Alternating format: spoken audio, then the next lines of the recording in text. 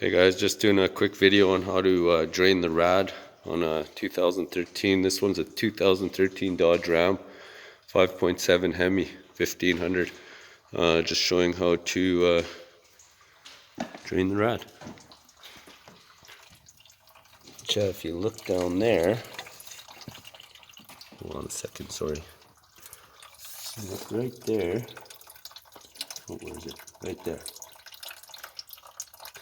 Just that, I just used a crescent wrench to grab it. You could use the right size wrench, but whatever works. Pliers. Try not to bust it. All you do is you grab that and you turn that to the left. Kind of wiggle it. Don't try not to bust it. But you just turn that, and underneath that there's a little valve or a little drain. I just put a hose on it. I prefer to put a hose on it, as you can see.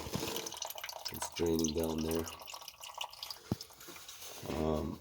As you're turning that, try not to pull it right out. You could pull it right out. You got to pull it out as you're turning it a bit, and try not to pull it right out. I pulled mine right out accidentally without. You put too much force on it, it'll come right out, and then you'll get fluid out everywhere. But just turn it, start to turn it, and loosen it until it starts to trickle down and drain out, and then just let it drain out. Unless you want to drain it real fast, you could pull that tab right out, and it'll come right out and drain really fast.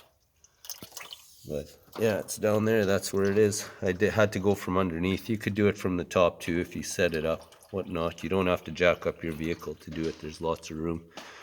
And again, that's on a 5.7 Hemi, 2013 Dodge Ram. Thanks for watching. Like and subscribe.